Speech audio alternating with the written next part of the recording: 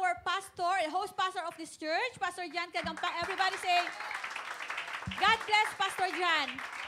Amen. Bible's up. Let's open our Bible. Amen. Hallelujah. I'm going to read in NLT version, mga kapatid. And while we are preparing, or habang tayo nagbubukas ng Bible, mga kapatid, I want to acknowledge our visitors. Actually, siya po ay uma-attend na before saan nga yun, Brother Rico? Sa Genesis, that time, no? I remember kay Sir, no? Naalala ko pa siya, mga kapatid. No, kami ay mga bata pa. And I'm so happy to see you, Sir. Payat pa rin. And ang pangalan niya si Brother Christopher from Barangay Damayang Lagi. At salamat sa Diyos at nakapunta ka ngayon. Actually, ilang taon na kami hindi nagkita ni Sir, no? Naalala niyo pa kami, si Michael Bulagi na musicians dati. Kami nila, Pastor Earl, kami yun. Medyo lumaki lang talaga ako ngayon, mga kapatid. Amen. Thank you so much, Sir Christopher. And palakpakan natin yung mga nanay, mga kapatid. Hallelujah. Thank you so much, mga nanay. God willing, mga tatay naman susunod, no? Kita natin, mga kapatid, si Brother Rodel kakanta. Pag nangyari yun si Sir Lay. Hallelujah. Sa tulong ng Panginoon. Amen. And you like our new program, mga kapatid, and by 11, we are done. Gusto namin paalam sa inyo na nag-iba na yung program natin. Kung malate kayo dumarating, yung song leading na umpisa. Okay? So, as much as possible, agahan natin. 8 a.m. start ng devotion, then we will end in 11 a.m. Alright? Kasi gusto namin sa preparation sa future na setup natin for discipleship para pag 11 onwards to 12, we still have a time para po sa mga discipleship or meetings. And maaga kayo makauwi sa bahay, makapagluto pa kayo. Alright? Basahin natin sa aklat ng James 4, verse 2 to 3, NLT version. You want what you don't have, so you scheme and kill to get it. You are jealous of what others have, but you can't get it. So you fight and wage war to take it away from them. Yet you don't have what you want because you don't ask God for it. Verse 3, and even when you ask, you don't get it because your motives are all wrong. You want only what will give you pleasures.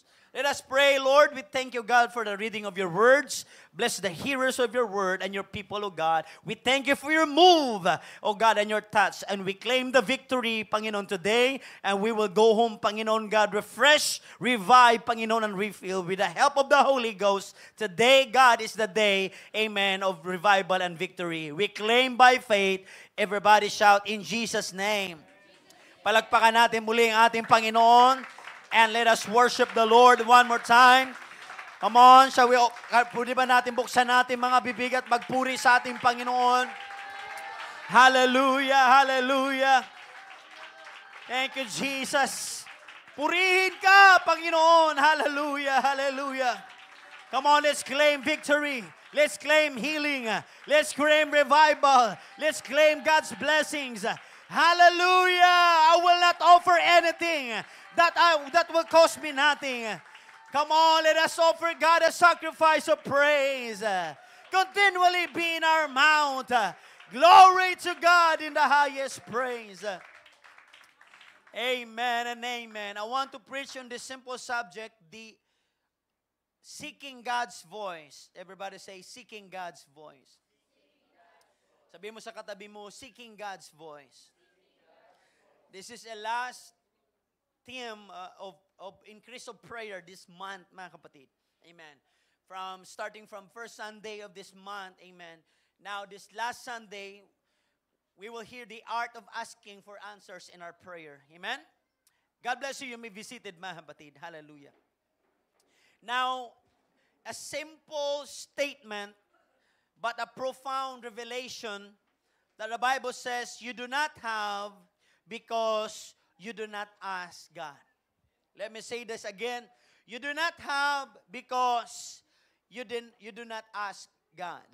Akala natin, mga kapatid, na ang Panginoon ay masyadong busy sa mga malalaking bagay, mga kapatid, amen, na hindi niya na pinapansin ang mga malilit na bagay or nasa isip natin, mga kapatid, kaya hindi tayo naghihingi sa ating Panginoon or nananalangin dahil ang panalangin natin ay masyado pong, mga kapatid ko, insignificant.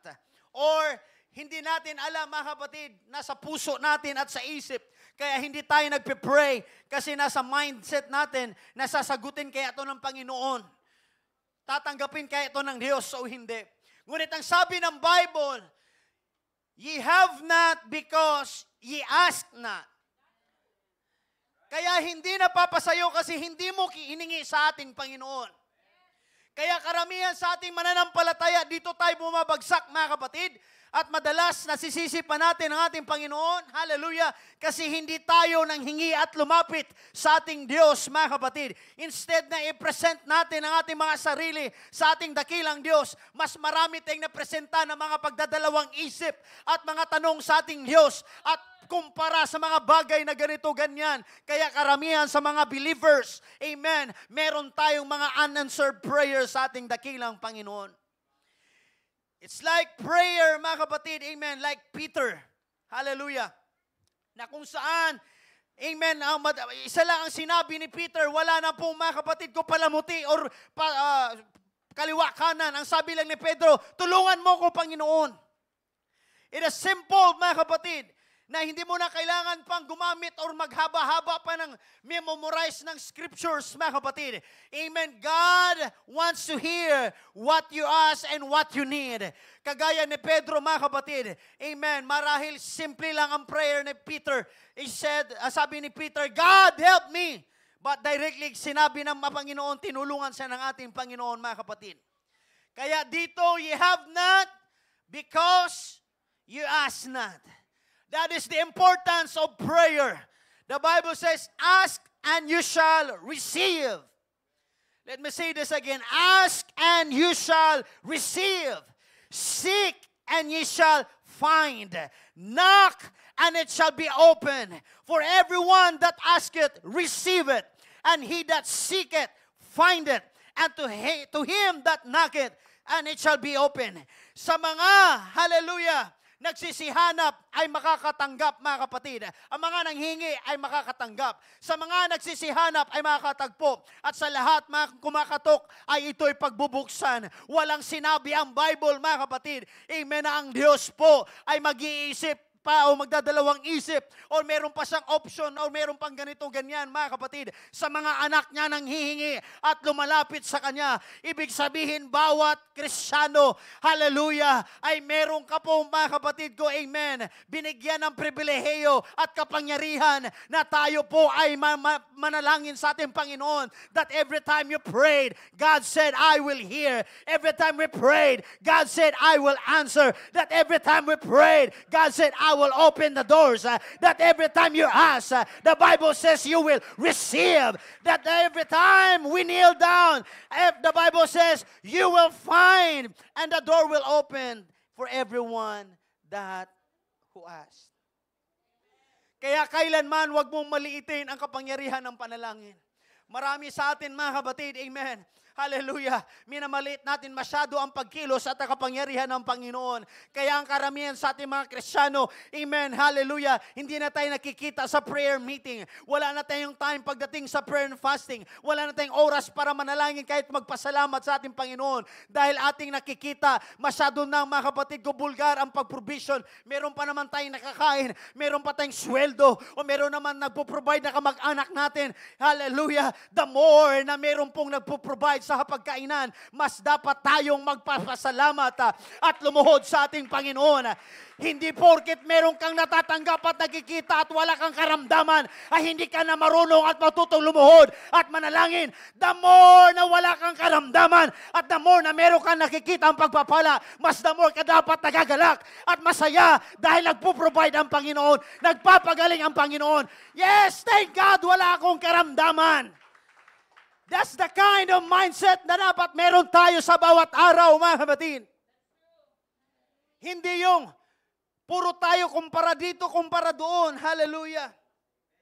That's why we require that every one of us, we have Daily, the Bible says, Paul encourages us na dapat tayo mag-change our perception and transform our mind daily. Amen? 1 John, amen, hallelujah. The Bible says, 5:14 to 15, this is the confidence we have in approaching God, that if we ask anything, everybody say anything. Hindi nagtatapos doon. If we ask anything according to His will. Hindi sinabing according to your will. Kasi kung according to your will, Brother Rodel, pwede natin hingin, Panginoon, magkakaroon ako ng prutas na singlaki ng moa. Wala ka ng tulog doon, Brother Rodel, kakaprovide, paano mo mapuno yung tindahan na yung ganun kalaki? Mamamalingki ka na doon sa Mindanao, mamamalingki ka na sa Visayas. Hello, Brother Rodel, saan ka na? Pastor, dito ako sa London, kasi dito na lang available na na apple. Amen, hallelujah. Kung ang kalooban natin ang nasusunod, mga kapatid, hingi ni JM, Lord, sana merong Liza Soberano. Hallelujah. O, tinan mo. Di ba, mga kapatid, but the Bible says, He will give anything according to His will. And He hear us. Verse 15, and if we know that He hear us, whatever we ask, we know that we have that we ask of Him. So this Bible clearly give us, mga kapatid, amen, kung paano masagot ang ating panalangin. Key number 1, ang susi. Number 1 is determine the will of God. Everybody say, determine the will of God.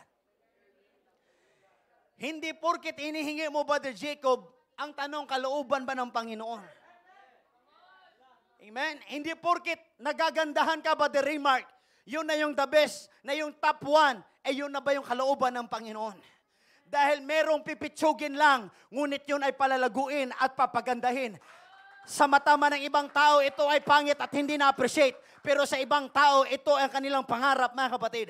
Para sa iyo, amen, hallelujah, yung meron ka ngayon, hallelujah, ay parang walang kwenta o maliit lang sa iyo. Pero sa iba, yung position mo ngayon, sa ibang tao, yan ang kanilang pinagpipray, mga kapatid. Hallelujah. That's why, amen, we must determine the will of God in our life, mga kapatid. Kasi sabi ng Bible, there is a great confidence in prayer once you have discerned God's will. Why? Because we know that He hears us. We know na papakinggan tayo ng Diyos. We know that God will answer our prayer. You know that you have what you ask. Sabi ng Bible, you believe God that your prayers will be answered. Panampalatayanan mo na ang panalangin mo ay sasagutin at tutugunin ng Diyos. Hindi porket, mga kapatid, amen, hallelujah, ikaw ay walang posisyon, ikaw ay normal lang, wala kang talento, sinasabi mo, no, ang panalangin at kapangyarihan at ang pagkilos ng Diyos ay hindi namimili ng tao. Uulitin ko, mga kapatid, hindi po pumipili ang posisyon o kapangyarihan o pera o salapiman dahil ang Diyos ay nalulugod sa mga taong may pananampalataya sa Kanya. Ask God with faith and determine His will. Lord, not my will, but Thy will be done. Clap your hands to the Lord. That's the key number 1. Key number 2, obey God's commands. Everybody say, obey God's command. John 14 verse 15, if you love me, keep my commandments. Akala natin, Pastor, sasagutin ako ng Diyos. Biruin mo, mga kapatid, may magulang bang sasagutin yung hiningi mo tapos puro ka pasaway sa Panginoon? Diba? Magaganahan ka kaya magbigay sa anak mo, hindi sumusunod sa utos mo. Ni isang utos, walang sinunod. Mga kapatid, tapos manghihingi sa iyo ang lakas-lakas. Ang lakas mo magpuyat, tapos nanghingi ka kay Panginoon ng good health.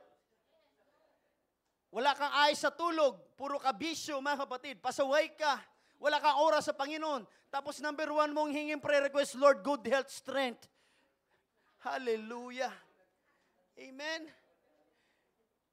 That's why, kung gusto natin na tayo tugunin ang ating panalangin, ang susi ng pangalawa, mga kapatid, sundin natin ang kaloob ng ating Diyos. Dahil katulad yan ng isang magulang, gaganahan kang magbigay kapag nakikita mo ang anak mo ay mabuti at sumusunod sa iyo. 1 John 5 verse 3, this is love for God. Anong patunay na tayo umiibig sa Diyos? Kapag ikaw ay sumusunod sa Kanyang mga utos. This is love for God, to obey. Everybody say obey. His commands. There is a direct cause and effect link, mga kapatid, between obedience and unanswered prayers. Mas mabilis at madali, amen, mo ma-determine ang will ni Lord kapag sumusunod ka sa will ni Lord. Yung mga tao madalas na nagka-question sa will ni Lord, hindi mo ka-questionin ang will ni Lord kung nasa will ka ni Lord. Kaya madalas tayo mga kapatid, naghahasam, naghahanap, naliligaw ako. Parang hindi ko nakilala ang sarili ko. Bakit? Kasi nawawala ka na sa alignment. At kailangan mo ang banal na Espiritu ng Diyos to realign and reconnect and malink ang iyong sarili sa katuwiran at sa kabanalan ng ating Panginoon. That's why we need the right mindset. If you want your life to be changed and transformed, we need to renew it daily. Daily relationship with God. Daily communication with God. Daily prayer with God. Yan yung kaibahan sa atin mga kapatid dahil meron kang Diyos na tatatawag. Meron kang Diyos na buhay na sa tuwing ikaw ay luluhod at tatawag, sasagot ang ating dakilang Panginoon. Come on, let us worship the Lord. Hallelujah. Every time you were called, God said, I will answer. Hallelujah. That's why there is a blessings if you obey His command. Amen. We receive from Him anything we ask because we obey His commands. Yan yung resulta mga kapatid. Key number 3. You know what is the key number 3? Live a life pleasing to God. Amen. Jesus Himself said, John 8:29, I do always those things that please Him. Whew. Ibig sabihin mga kapatid, meron ka mang choice or option, pero mas pipiliin mo pa rin ang mga bagay na kalooban ng ating Panginoon. That's why last Friday, nagkaroon kami ng fellowship ng mga tata and prayer. Lately, naging paborito ko na mga kapatid yung Matthew, amen, that he says, depart from me, I never knew you. Scary verse. But it also reminds me na kailangan kong piliin araw-araw at mamuhay na ayon sa kalooban ng ating Panginoon. Hindi porkit ginagamit tayo ng Lord, meron ka mataas sa posisyon, may pera ka o meron ka mang talent mga kapatid. Ang tanong, nasa kalooban ka pa ba ng Panginoon? Come on! Hindi basihan ang mataas sa posisyon at malaking sahod mo or galing mong tumugtog or magaling mo mag-preach. Ang tanong, nasa kalooban ka pa ba ng Panginoon? Hallelujah! Napiplis at nalulugod pa ba ang Diyos sa ginagawa natin, mga kapatid? Kung ito ba ay ayon sa ating Panginoon. That's why Jesus says, ginagawa ko yung mga bagay na nalulugod ang ating Diyos. Everybody say, praise the Lord. Ayaw ko na gawin yan, Pastor, kasi nakakatamad na. Nakakatamad kasi mag-reach out, mag-pray, mag-share. Ayaw ko na, Pastor, ganito, ganyan. You see, ginagawa lang natin yung mga bagay na alam natin makapagbigay ng benefit sa atin. Kaya nga after Sunday, wala natin ginagawa. Tapos na. Akala natin Sunday lang ang gawain ng Panginoon. Every day, God is inviting us to ask. Every day, God is calling us to knock. Every day, God is inviting us seek. Why? If you want to answer your prayer, you need, amen, to realign and ask yourself, am I still in the will of God? There is a great power, mga kapatid, to God. Amen. That if you live a life that pleases God, amen. And the opposite also, mga kapatid, is 1 Peter 3:7. If you dishonor your wife, and your prayers will be hindered. Sabi yan ng Bible, mga kapatid. And also, if you don't respect your mothers, your papa and mama, sabi ng Bible, kapag ka inonor mo ang magulang mo, hahaba ang buhay mo. Walang sinabi ng Bible na pag masamang damo, matagal mamatay. Wala kang mababasa nun. Bali-baliktarin mo, mga kapatid. Ang mababasa mo sa Bible bilang mga anak, pag sumunod ka sa mama at papa mo, hahaba ang buhay mo. Ang Panginoong Diyos ang nagsabi sa'yo. Kaya wag mong paniwalaan, mga kapatid. Kaya tama lang na merong ng SOP Kids yesterday, mga kapatid. Amen? Hallelujah. Dahil matuturuan ng mga bata. Nakakatakot, mga kapatid. Nung nagturo dito si Sister Mai, ang tinuro niya about rainbow promise. Amen. Nung sinabi ni Sister Mai, para saan ang sign ng rainbow? Ang sagot ng mga bata, sa kabaklaan daw. Patay tayo nito, naliligaw na talaga tayo, mga kapatid. Why? Dahil kung sa bahay at sa atin pa lang, kailangan i-remind, turuan talaga natin sila, mga kapatid. Kasi iba na yung saan nyo nakuha yan? Napanood ko sa TikTok. Napanood ko sa ganito. Kaya kailangan natin, mga kapatid, ng realignment. Hallelujah. And pagkakaisa. Key number 4, John 15 verse 7.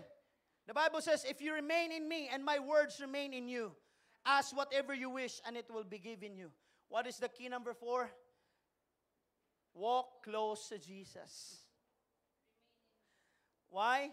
Dahil kung hindi ka maging malapit sa ating Panginoon, hallelujah, hindi mo maunawaan ang kalooban niya at wala kang direct na, alam mo yung pag-close mo isang tao, ang bilis lang friend, pahiram naman saglit. Sige, no, walang problema. Kilala mo na isa, you're close. Friend, ganito, ganyan. Sige, friend, mabilis mo lang mayaya yung mga taong close mo. Di ba kaya ka sumasama sa barkada mo kasi close kayo, mga kapatid? Amen? Ganon din sa ating Panginoon. If you have a daily walk with God, you are close to Jesus, then the Bible says, if you remain in Him, then ask and it will be given you. Imagine, mga kapatid, yung ikaw nanghingi sa ating Panginoon. Hallelujah. Hallelujah. Gaano kaya ang pagpapala na ibibigay sa iyo ng ating Panginoon? Kung ang Diyos ang magbigay at magpala sa iyo, mga kapatid. Key number 5, be full of the Word of God. Then ask God. Kung puno ka ng salita ng Diyos, if my words remain in you, ask and it will be given you. Dahil kung puno ka ng salita ng Diyos, ibig sabihin, Brother August, puno ka rin ng pananampalataya. Because hearing the words of God, it will give strength to your faith. Now, every time you read, every time na may knowledge ka sa Word of God, then titibay ang pananampalataya mo. Saan titibay at lalakas ang pananampalataya mo? By hearing the words of God. Then, if you are full of the words of God, mga kapatid, hallelujah, full of God's Word will give you confidence and strong. James 1:5-6, if any of you lacks wisdom, he should ask God, who gives you generously to all without finding fault, and it will be given to him. But when he asks, he must believe and not to doubt, because he who doubts is like a wave of the sea, blown and tossed by the wind. Matthew 21, verse 21-22, if you believe, you will receive whatever you ask for in prayer. Amen. You will have it. Amen. Why? Because you are full of the words of God. Hindi ka magdadalawang isip pag alam mo ang salita ng Diyos. Hindi ka maghihiya kapag kilala mo ang Panginoon. At hindi ka rin mag-atubili na lalapit sa Diyos sa tuwing ikaw ay nanghihina, sa tuwing ikaw malupaypay, at sa tuwing ikaw may pangangailangan. Kung alam mo ang Ama mo sa itaas, kung kilala mo ang Ama mo sa itaas. That's why we need the Word of God, to be full of God's Word, so that we have confidence and be strong, and our faith will get strengthened. Palagpakan natin ang ating Panginoon.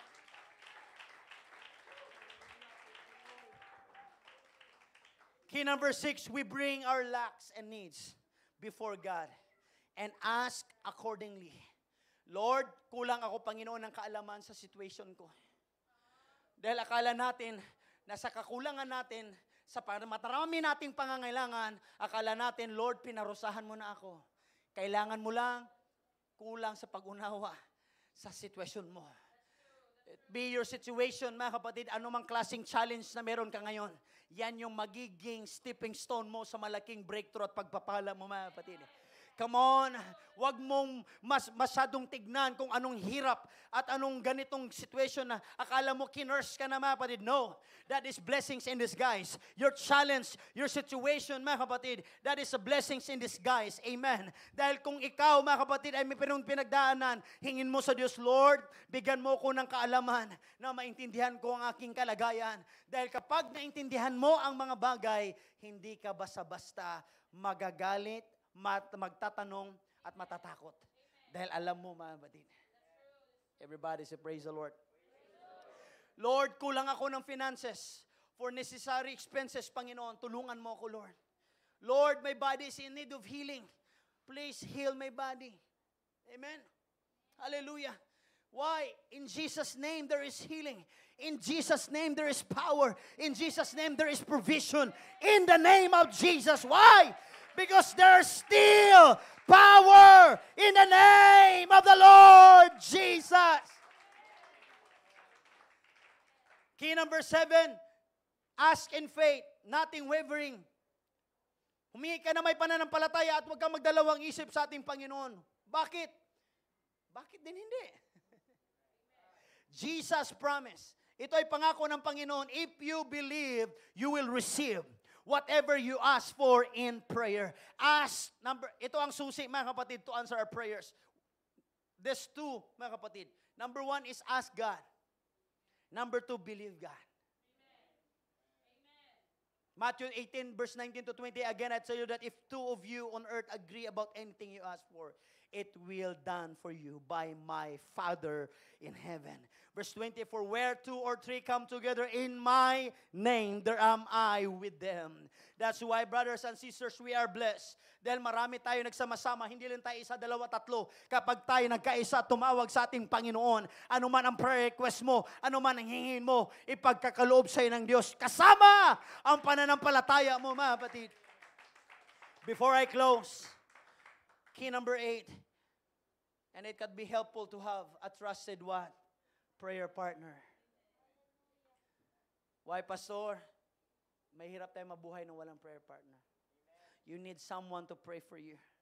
Amen. Huwag kang mahiya, Pastor, pag-pray mo to. Brother, pag-pray mo to, ganito. Huwag kang mahiya, mga kapatid. Why? You ask not, you have not because you ask not of God. Woo! Do this on their personal. Why? Yung asawa mo, gawin mong prayer partner. Yung kaibigan mo, gawin mong prayer partner. Hindi chismisan partner, mga kapatid. Mas lalo lang kiskisan partner. Sabi sa akin ni Sander nung mga kapatid, nag-I love you ako, nagbabay ako, nag-kiss ako. Ay, kismisan. Sabi ko, saan mo nakuha yan? Hallelujah. That's why if you have it close, your father, it could be your prayer partner. Your mother, it could be your prayer partner. Matthew 7, verse 7, ask. This is the last part, mga kapatid. Keep on asking. Amplified Bible says, and it will be given to you. Seek and you will find. Knock and the door will be open to you. Verse 8, for everyone who asks receives. He who seeks finds. And to him who knocks, the door will be open. Key number 9, the last part. What it says, mga kapatid? Keep on asking. You know what is the advantage, mga kapatid? Di ka na mahirapan maghanap ng partner. After you find your prayer partner, then keep on praying, keep on asking, keep on knocking, keep on seeking, keep on kneeling, keep on calling to God.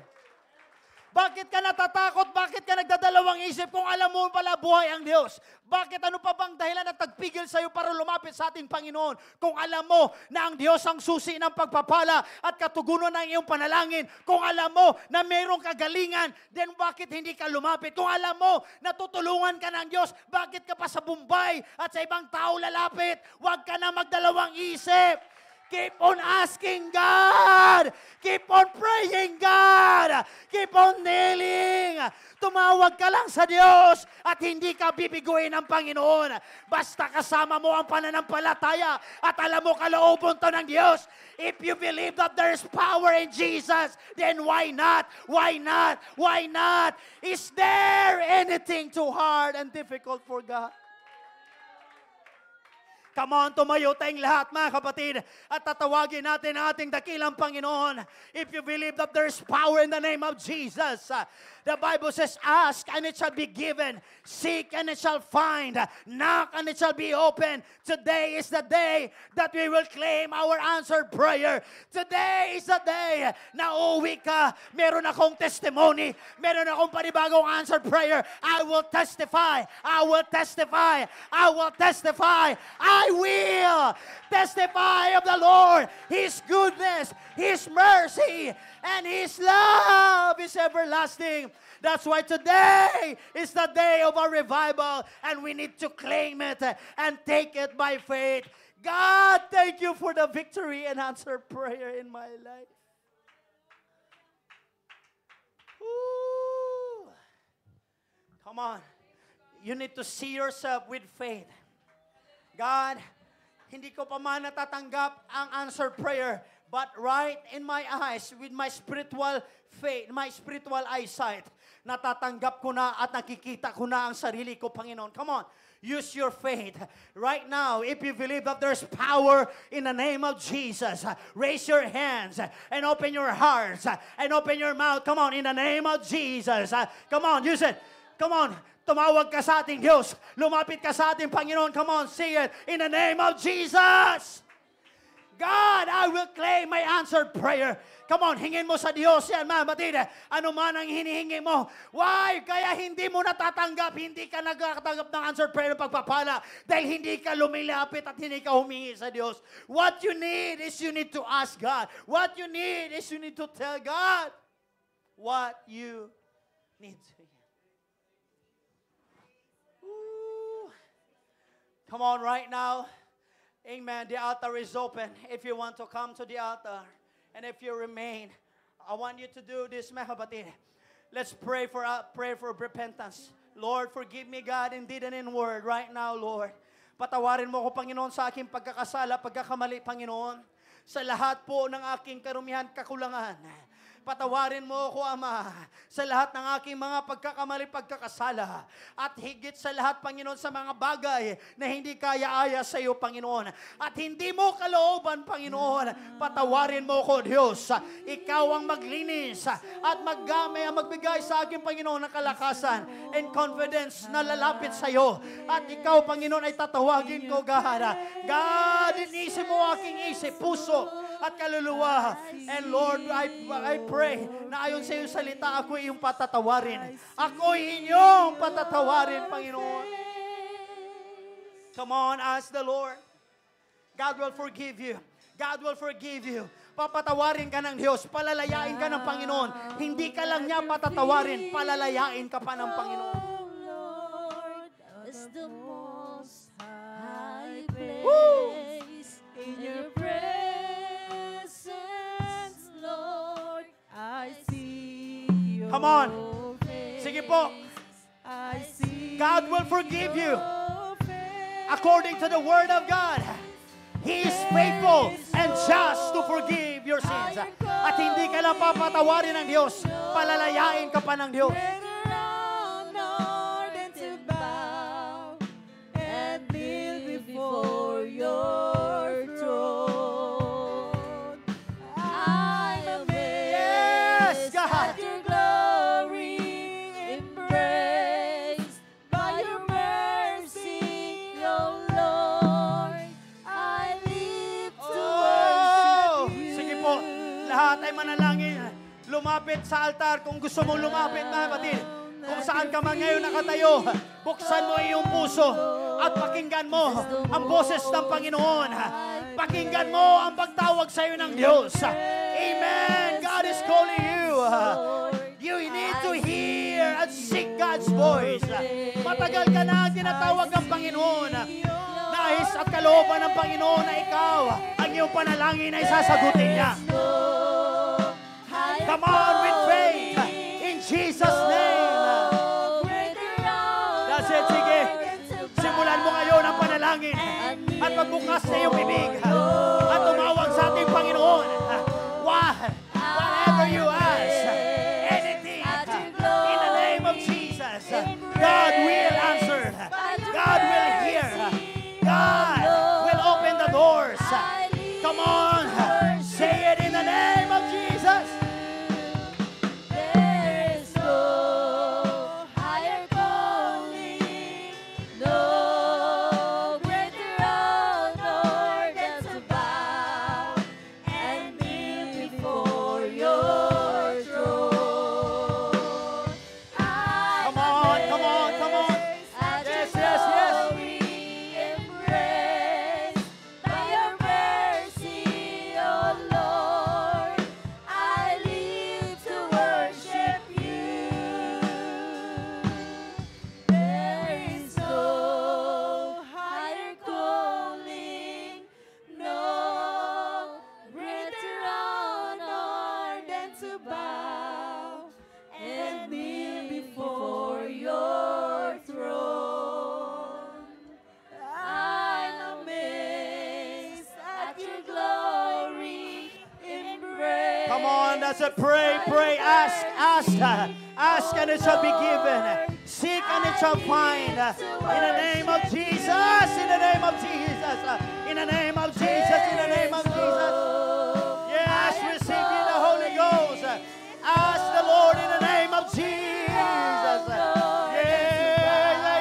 Yes. Come on, pray. Pray and ask God. Ask the Lord in the name of Jesus. Yes. Come on, the Lord will hear your prayers. The Lord will answer your prayers. In the name of Jesus. In the name of Jesus. In the name of Jesus. Come on. Tumawag ka sa Diyos. Tumawag ka sa ating Panginoon. And God will hear your prayers. And God will answer your prayers. Yeah. Come on. That's it. Yes. Come on. Believe in the word, the power of prayer. Believe in the power of prayer. Believe in the word of God. Believe God. By your mercy, oh Lord. Come on, that's it. By the authority of the word of God and by the power in the name of Jesus, receive ye the gift of the Holy Ghost. Tanggapin mo ang kabaloob ng banal na Espiritu Santo sa pangalan ni Jesus. Sa pangalan ni Jesus. Sa pangalan ni Jesus. Receive ye the gift of the Holy Ghost. Come on. Hallelujah. Hallelujah.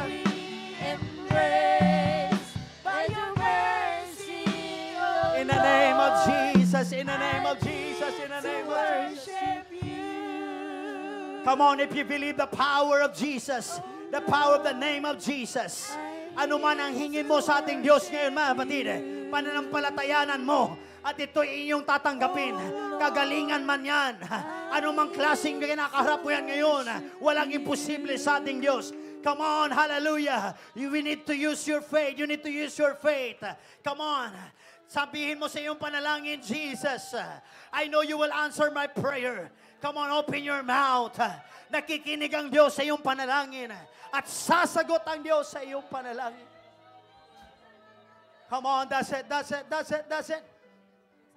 Come on, right now, if you believe that there's power in Jesus, I want you to shout with me, amen, sa pinakamataas mo na boses. At ang kininatanggapin natin, ang kagalingan kung ikaw ay may karamdaman, ang kasagutan na yung panalangin kung ikaw ay pangangailangan. Whatever we ask, anything in the name of Jesus. I want you to shout hallelujah. After I count 1, 2, 3, we will give our praise and adoration. And let's claim the revival and answer prayer. Are you ready? 1, 2, 3. Shout hallelujah. Come on, that's it. Shout. In Jesus' name. In Jesus' name. In Jesus' name. Sige. Sumigaw ka ng papuri at pasasalamat sa ating Panginoon.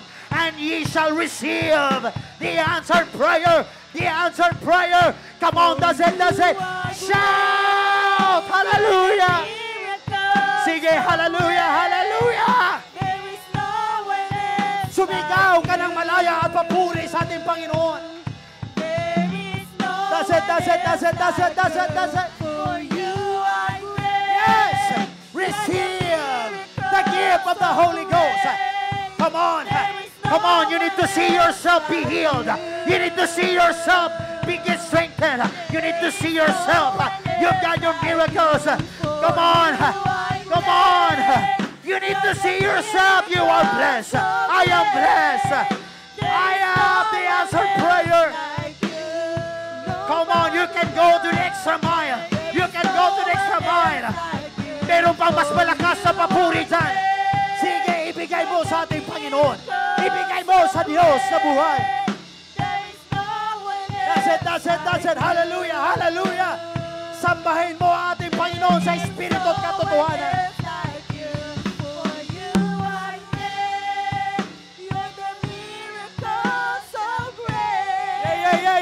Hallelujah. Sige, tanggapin mo ang kaloob ng Diyos. And God will answer your prayer. You are great. You're the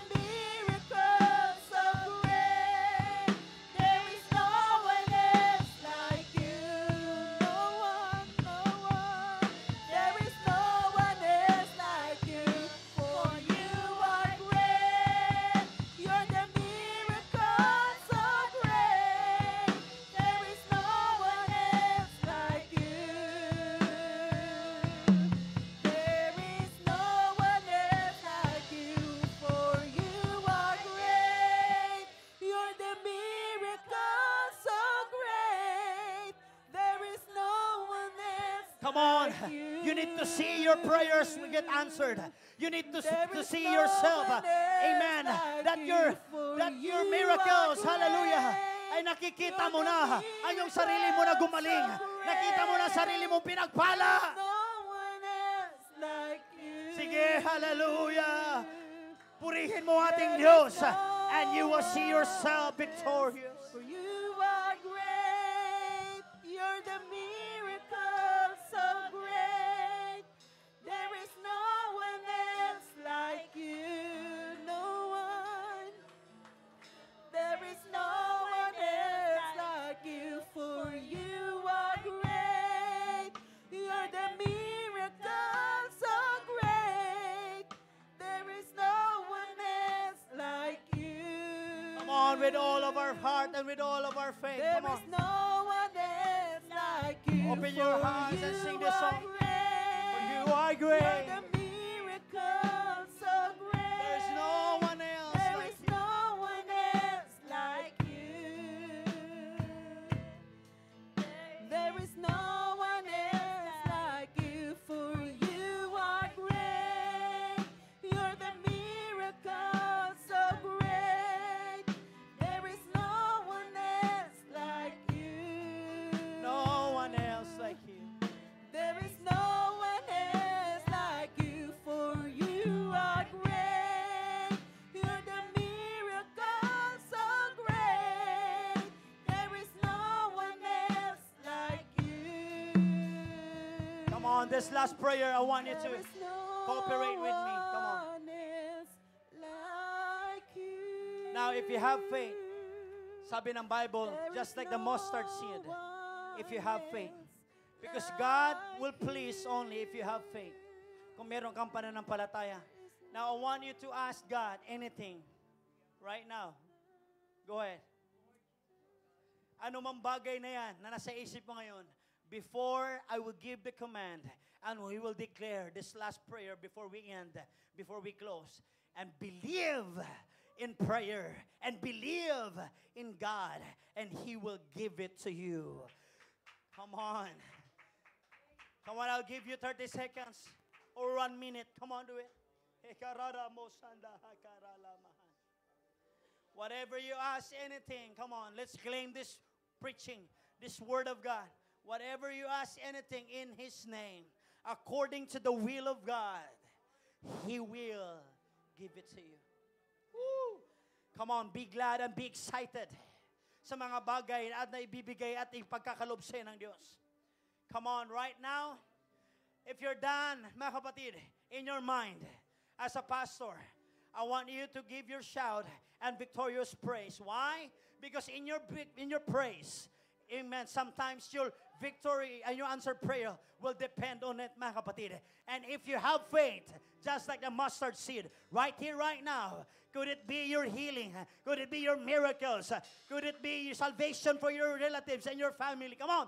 Anything that we will ask with faith right now by the authority of the word and by the power in the name of Jesus. God, I lose the power of God. And in the name of Jesus, which above every name, God, we understand that in you, Lord, nothing is difficult, nothing is hard, nothing is impossible. That's why we ask at amin itong pinasanasampalataya ng Panginoon.